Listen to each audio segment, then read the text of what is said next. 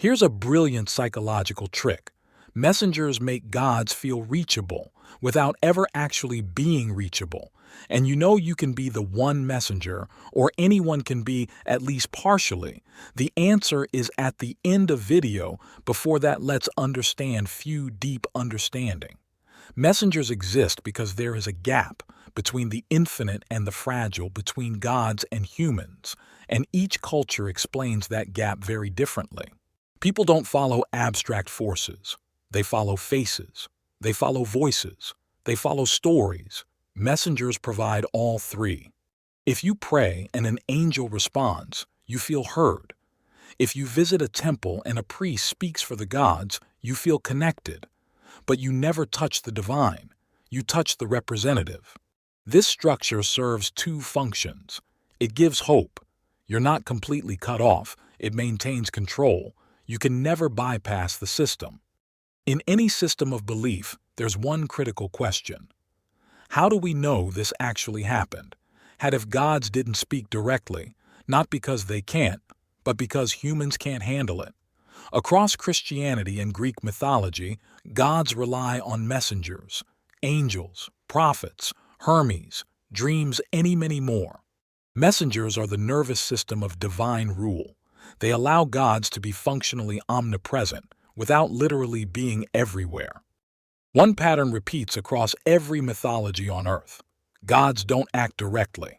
If gods can move mountains with a thought, if they can flood the world or stop the sun, why do they need messengers? From the marble halls of Olympus to the frozen throne of Asgard, from the burning bush of Sinai to the cosmic battlefields of the Mahabharata, the answer isn't weakness. It's the oldest power play in existence. And by the end, you'll understand something deeper, how power actually works in this world. Let's begin. Rule number 1.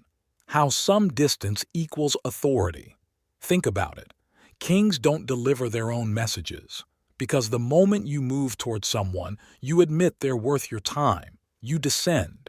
You become accessible. And accessible power is weakened power. When Zeus wants to speak to mortals, he doesn't walk down from Olympus. He sends Hermes. When Odin seeks knowledge across the 9 realms, he doesn't leave his throne. He sends Hugin and Munin, his thought and memory, ravens that fly everywhere he cannot. The throne stays still.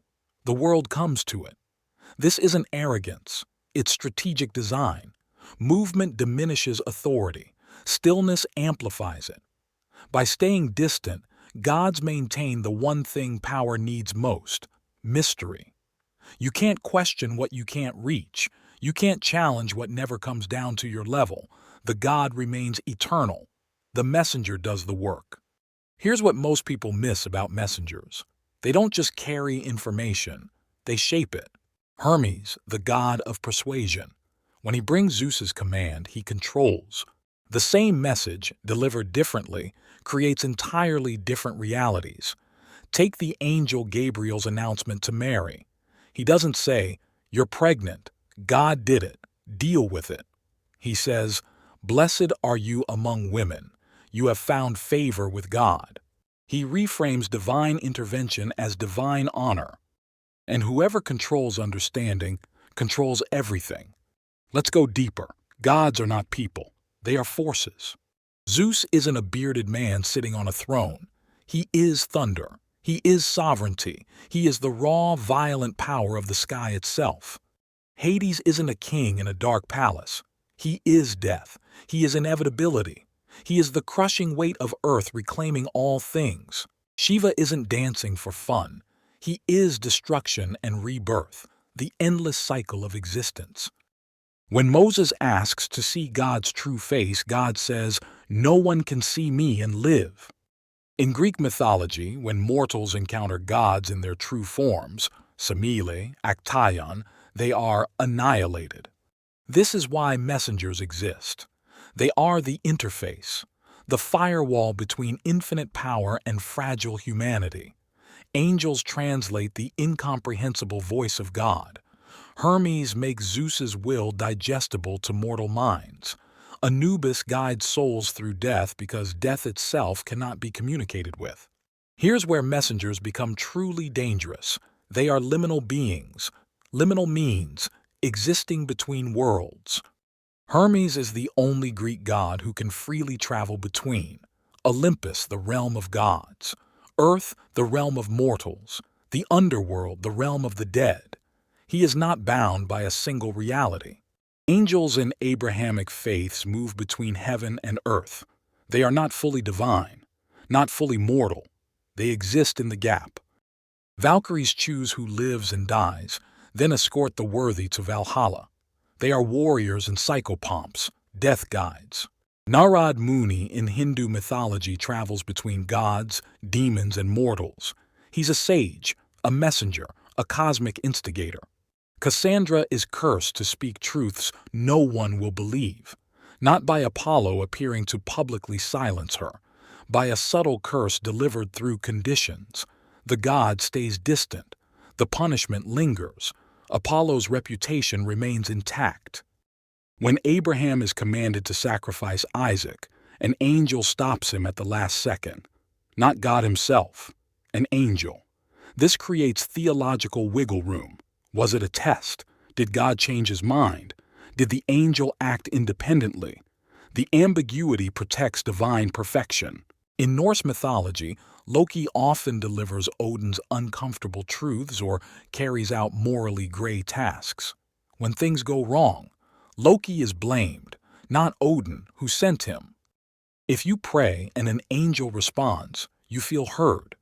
If you visit a temple and a priest speaks for the gods, you feel connected. But you never touch the divine. You touch the representative. This structure serves two functions. It gives hope. You're not completely cut off. It maintains control. You can never bypass the system. And whoever manages access to power becomes powerful themselves. This is why priests, shamans, and prophets hold such influence. They are the gatekeepers of the divine. The angel of death doesn't need God to personally visit every soul. Messengers operate with delegated authority. They carry the god's power without needing the god's presence. Messengers are the nervous system of divine rule. They allow gods to be functionally omnipresent without literally being everywhere. The god pulls the strings. The messengers dance across the world. And divine will is executed everywhere, simultaneously. Here's an uncomfortable psychological truth. If God spoke directly from the sky, most people would think they're losing their mind. In modern times, hearing voices is considered a symptom of psychosis. But we do trust teachers, guides, prophets, charismatic leaders, people we can see and verify. This is why Moses doesn't just hear a voice. He sees a burning bush, a physical, tangible anchor for the experience. Muhammad doesn't receive revelation in an empty void. The angel Gabriel appears in a form he can process. Joan of Arc didn't hear abstract divine voices. She saw Saint Michael, Saint Catherine, Saint Margaret, figures she already knew and trusted. Messengers humanize the divine. They give reverence, confusion into clarity, resistance into obedience. People don't follow abstract forces. They follow faces. They follow voices. They follow stories. Messengers provide all three. If a god acts in secret and no one sees it, did it happen? If a god acts publicly in full divine glory, everyone dies or goes mad. Messengers solve this problem. They are credible witnesses to divine will. The angel appears to Mary, then also to Joseph. Two witnesses. Validation. Hermes delivers messages publicly in Olympus. Everyone hears. Everyone knows. Intentions are recorded. Valkyries are seen choosing warriors. This confirms to everyone. The gods are watching. Messengers turn private revelation into public legitimacy. They allow divine will to enter the human world without the god fully manifesting. This is crucial for building belief systems. Religions need witnesses, apostles, prophets, messengers, testimony, their accounts, continuity, their followers. Messengers are the foundation. Without them, faith collapses into personal delusion. Here's the final haunting truth: gods fade, messengers endure. No one worships Zeus anymore. Olympus is silent. The temples are ruins. But Hermes, his symbol, the caduceus, still represents medicine, commerce, communication. He still exists. The Norse gods are no longer prayed to, but Valkyries still appear in video games, movies, literature, art as symbols of fate, choice, and warrior honor. Angels have outlived thousands of interpretations of God. They appear across Judaism, Christianity, Islam, even secular spirituality. Why do messengers survive when gods don't? Because messengers are relatable. They are partly divine, partly mortal, powerful, but not untouchable, active participants in stories, characters we can understand. When the gods become too abstract, when their names are forgotten, when their temples crumble, the messengers remain. They carry forward the values, the lessons, the meaning. The messenger still walks the earth, keeping the story alive. Here is how you can also act like messenger in your life. You don't need a pulpit to be a messenger of God.